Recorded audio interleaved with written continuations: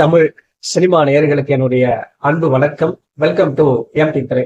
இந்த ஷோல நம்ம என்ன பார்க்க போறோம் அப்படின்னா, சேட்டா சிங் அப்படிங்கிற ஒரு பஞ்சாபி திரைப்படத்தினுடைய ரிவ்யூ தான் நம்ம பார்க்க போறோம். இந்த படம் காபிள் ஒன் ஓடிடில அவைலபிளா இருக்கு. தமிழ் டப்பிங்லயுமே வந்து பாத்தீங்கன்னா அவைலபிளா இருக்கு.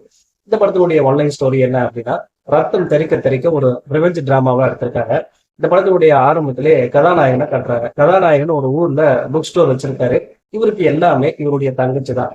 இவருடைய தங்கச்சி ஒரு ஸ்கூல்ல படிச்சுட்டு இருக்காங்க. அந்த ஸ்கூல்ல பெண்களுக்கு எதிராக நிறைய பிரச்சனைகள் இருக்கு. அதை எதிர்த்து கதாநாயகனுடைய தங்கச்சி போராடுறாங்க. இதனால பெரிய ஆட்களுடைய எதிர்ப்பு வருது.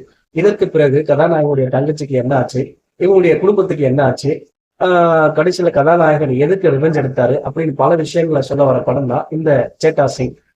இந்த படத்தினுடைய கதையை பத்தி நம்ம அலசணும் அப்படின்னா, அதாவது பழைய காலகட்டத்துல இந்த HSC படம்லாம் நம்ம பார்த்திருப்போம். கதாநாயகனுடைய காதலிய ரேப் பண்ணிடுவாங்க, தங்கச்சியை ரேப் பண்ணிடுவாங்க. இதற்கு பிறகு கதாநாயகன் வந்து ரிவெஞ்ச் எடுப்பாரு. அதே மாதிரியான ஒரு கதையை தான் எடுத்திருக்காங்க இந்த படத்துல. குறிப்பா அந்த ரிவெஞ்சை மட்டும் எடுத்தீங்க அப்படின்னா ரொம்ப ராவா எடுத்திருக்காங்க. மற்றபடி கதை அப்படின்னு நீங்க பாத்தீங்கன்னா எதுவுமே புதுசு இல்லை. ஒரு அகல பாதாள பழைய கதையை எடுத்து வச்சிருக்காங்க. இந்த கதையில புதுமை அப்படிங்கிறது எதுவுமே இல்லை. ரிவெஞ்ச் மட்டும் ரொம்ப ராவா எடுத்திருக்காங்க. அதே போல ஃபைனலா இந்த சேட்டா சிங் அப்படிங்கிறதுக்கு காரணம் என்ன, இதுக்கான மீனிங் என்ன அப்படிங்கிற டெபினிஷனுமே ரொம்ப நீட்டா கொடுத்திருப்பாங்க. மற்றபடி இது ஒரு ஆவரேஜான படம் தான். இந்த படத்துக்கு நான் கொடுக்குற ரேட்டிங் 5 to 2.5. அடுத்த மசாலத்தில் சந்திக்கலாம். நன்றி, வணக்கம்.